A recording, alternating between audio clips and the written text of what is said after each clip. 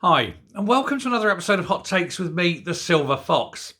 It's been announced that the victims of the hepatitis, HIV, and all the other sort of problems that arose by unchecked, untested, tainted blood products from the sort of 80s and early 90s are set to receive somewhere in the region of about £17 billion in compensation.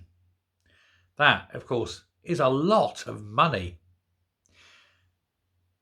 Makes you wonder now, given that that's the sort of figure for that, how big the bill will be for the NHS when all the gender and transing court cases come through. There is going to be a huge class action.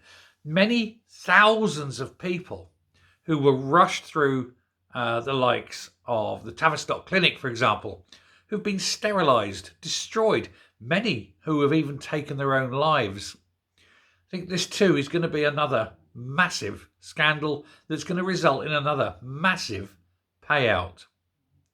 This will be two, you just inconceivably large, multi-billion pound payouts because of a lack of oversight and a lack of a government prepared, one obviously 30, 40 years ago, one more recently, but not prepared to stand up for what is right.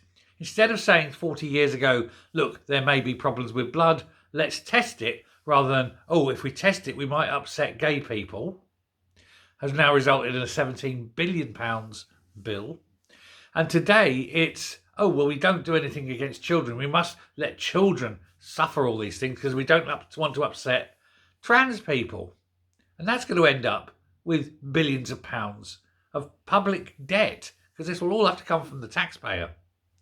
Imagine a world where we had a government that didn't pander to minorities and that did just what was right at the time. Now, at the time, all blood should have been tested. We knew not just about HIV, but we knew about hepatitis and all sorts of other things. Blood should always have been tested. But the prevailing thought at the time was, oh, well, if we're testing for AIDS, and at the time AIDS was perceived to be a gay problem, but if we're testing for HIV and whatever, it will look as though we're targeting this one group. And so political correctness cost people their lives. And now exactly the same thing is happening with trans kids, of whom 97.5% who even are presented to the Tavistock Clinic, turns out, aren't trans.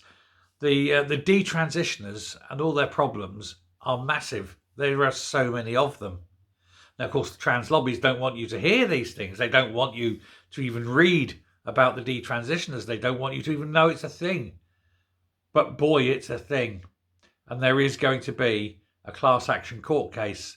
And it will result in billions again. And this is what happens with weak government, I'm afraid. We haven't had a strong government for a long time. And I don't think, given that today's weaklings will be the ones creating the government in the future, that we'll ever have a strong government again. And the world will just turn to shit. And it'll be the poor old taxpayers that have to pick up the cleaning bill yet again. I'll be gone before all this happens. I've pity for the future. Take care. Stay safe, and I will speak to you later. Bye.